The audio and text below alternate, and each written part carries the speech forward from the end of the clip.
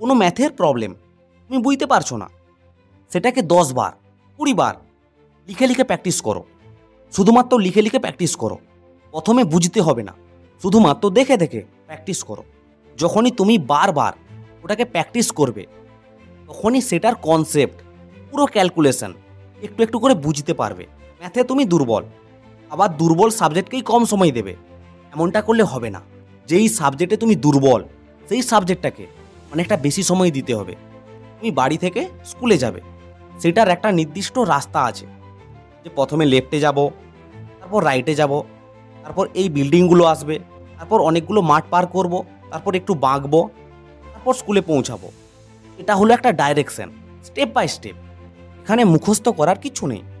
বারবার কয়েকদিন ওই রাস্তায় গেলে অটোমেটিক ওই রাস্তাটা আমার মুখস্থ হয়ে যাবে, সব কিছু বুঝতে পারবো। শুধুমাত্র আমাকে ডেলি লেগে থাকতে হবে। ওই খুললাম, ম্যাথের একটা প্রবলেম সলভ করার চেষ্টা করলাম, সলভ করতে পারলাম না, ওইটা বন্ধ করে দিয়ে পালিয়ে গেলাম। এমনটা কখনোই করব না। যখন কোনো একটা ম্যাথের প্রবলেম আমি বারবার চেষ্টা করার পরেও সলভ করতে পারছি না, বিরক্ত লাগছে, তখন আমি কি করব? যেই সলভড এক্সাম্পলগুলো আছে, মানে যেগুলো আগে থেকে বইয়ে করে দেওয়া আছে এক্সাম্পল হিসেবে, সেইগুলোকে দেখে দেখে স্টেপ বাই স্টেপ প্র্যাকটিস করব। অবশ্যই লিখে লিখে, কখনোই বুঝে নেব না যে আচ্ছা এইভাবে এইভাবে আছে হয়ে গেল। লিখে লিখে প্র্যাকটিস করব। যখন আমি বারবার প্র্যাকটিস করব, তখনই সেই প্রবলেমটার ভিতরের জিনিসগুলো, কনসেপ্ট, ক্যালকুলেশন, ডাইরেকশন সব কিছু বুঝতে পারবো।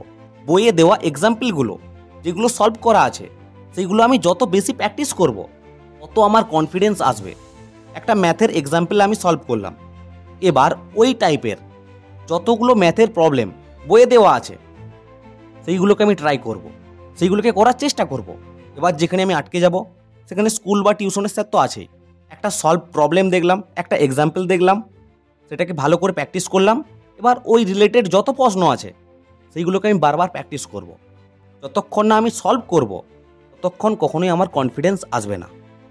ম্যাথ, কনসেপ্ট, ক্যালকুলেশন, প্র্যাকটিস, এই 3টা স্টেপে ম্যাথ স্ট্রং হবে।